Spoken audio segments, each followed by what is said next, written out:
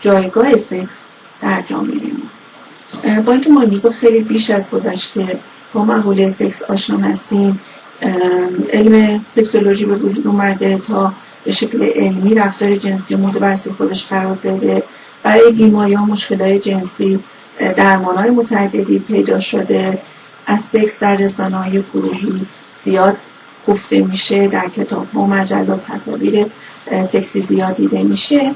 حتی در راه بهینه‌سازی رفتار جنسی ما زیاد میشنویم اینکه چطور چند ارگازم داشته باشیم یا جی اسپات یعنی چه و مسائل از این قبیل. ولی بشر امروز خیلی بیش از گذشته تنهاست و تهیست از یافته های سکسی.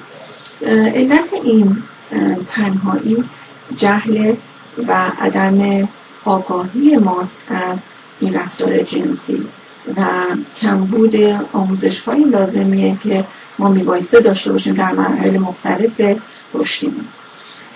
هیچ نوع یادگیری صورت نمیگیره در ما. همونطور میدونیم هر رفتاری رو شما در نظر بگیرید مستلزم یادگیری است، یعنی به ما باید یاد بدن که این رفتار رو چطوری انجام بدید. یه رفتار ساده مثل غذا خوردن اگه شما در نظر بگیرید حتما باید مربی باشه در یک مرحله از رشد ما بگه که برای اینکه نیاز گرسنگیت رو برآورده بکنی با شما باید درس راست بگیری، چند بار درس چپ بگیری، از دستمال استفاده بکنی برای پاک کردن دهنه و در نهایت برای اون چیزی که خوردی شکرگزار باشی. ولی آیا همچین آموزشی برای رفتار جنسی ما داریم؟ خیلی. چطوره که انتظار نداریم اگر فردی گواهی نامه نداشته باشه با شما ماشین بشینه و بخواد رانندگی بکنه؟ چرا؟ به خاطر اینکه میگیم این فرد آموزش های لازم رو برای رانندگی پیدا نکرده و اگر رانندگی بکنه این منجر به آسیب به خودش و اطرافیان میشه. ولی هیچ گونه آگاهی و آموزش رو برای رفتار جنسی مطالبه نمی کنیم و هیچ نوع گواهینامه‌ای رفتار جنسی احتیاج نداره. در واقع تنها یادگیری که در مورد با رفتار جنسی ما داریم این هست که یاد گرفتیم که از سکس صحبت نکنیم. اینکه رفتاری است محرمانه و مرموز که راجبش هیچ کس با کسی صحبت نمی‌کنه. متاسفانه باعث میشه خیلی از افراد اطلاعاتشون رو بر پایه اعتقادات اشتباه، باورهای غلط، خرافی یا از منابع غیر معتبر کسب کنن. اطلاعاتشون رو از دوستانشون بگیرن که تجربی داشتن یا اینکه خودشون از مجلات و کتاب‌هایی که دارن اطلاعاتی رو پیدا بکنن و واقعاً بر پایه‌ریزی اطلاعاتیشون برای رفتار جنسی از منابع غیر معتبر هست و به شکل غیر علمی خواهد بود. عده‌ای معتقدند که خب بشر تجربه میکنه، تجربه پدر علمه و آدم‌ها انقدر تجربه میکنن تا کیفیت رفتار جنسی دستشون بیاد. ولی متاسفانه این رفتار رو باید از سایر رفتارهای بشر متمایز کرد. چرا؟ برای اینکه اولا همه این امکان رو ندارن که انقدر تو محیطی که زندگی میکنن و افراد زیادی امکان برقراری رابطه جنسی داشته باشن که بخوان تجربه بکنن و دستشون بیاد که کم و کیف یک رابطه جنسی چطوری هست. و دوم که این رفتار حساسیت ویژه‌ای داره و اگر و گاهی حتی یک تجربه اشتباه میتونه تاثیرات بدنی و روانی بدی برای فرد بگذاره. برای ما حتی همون یک دونه تجربه بعد رو هم دلمون نمیخواد داشته باشیم. بنابراین نمیخوایم تجربه بکنیم. پایه‌ریزی اطلاعاتمون هم بر پایه منابع غیر معتبر هست. در جامعه‌ای که ما زندگی میکنیم فرهنگ عامیانه‌ای وجود داره که این فرهنگ عامیانه جنسی بر این اساس هست که مثلا اگر مرد هست برای من خیلی مفته که بخواد اطلاعات جنسی و اطلاعات سکس رو از کسی بپرسه. معمولا همه باید به شکل مادرزاد بلد باشن که رفتار جنسی کم و کیفش چی هست. با بالا رفتن سن این کار خیلی دشوارتر میشه. سوال کردن و جستجو کردن از در تو مسائل جنسی اگر دختر هست یک نوع بی‌حیایی و پررویی قلمداد میشه و معمولا انتظار نمیده که دخترها سوالی راجع به مسائل جنسی داشته باشن.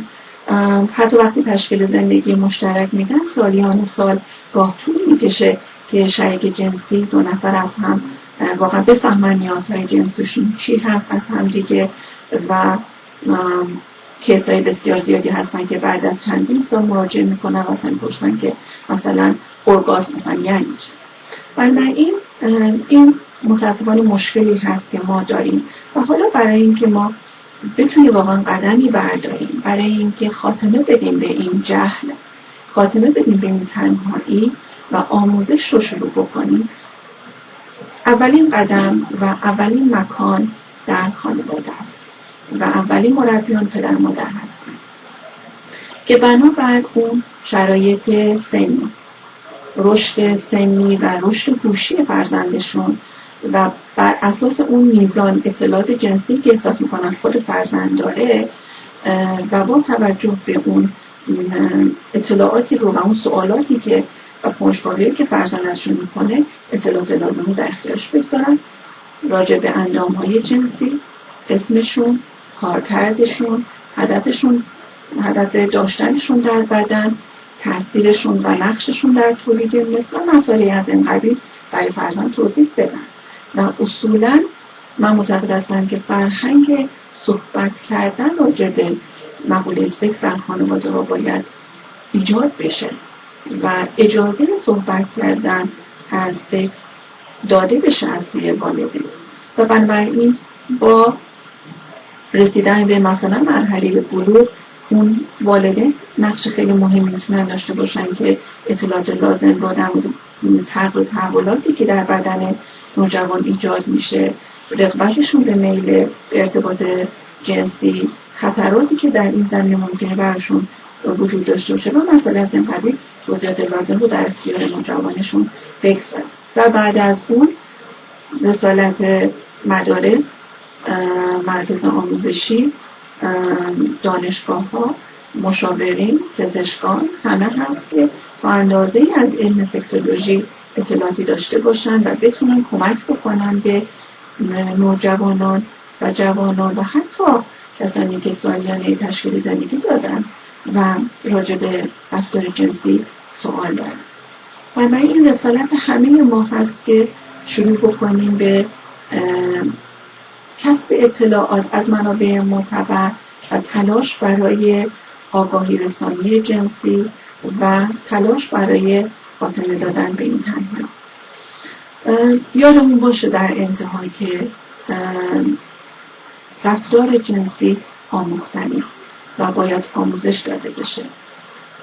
رفتار جنسی مثل پیانو زدن، همونطور که هر کسی ممکنه جلوی پیانو بشینه، دکمه‌ها رو فشار بده و یه سری صداهایی رو ایجاد بکنه، ولی مسلما صدای دلنوازی نخواهد بود. اگر میخوایم صدای دلنوازی رو بشنویم باید بریم یاد بگیریم پیانو زدن، باید نوت‌ها رو بشناسیم، باید براش وقت بگذاریم، باید صبر داشته باشیم و باید تمرین بکنیم.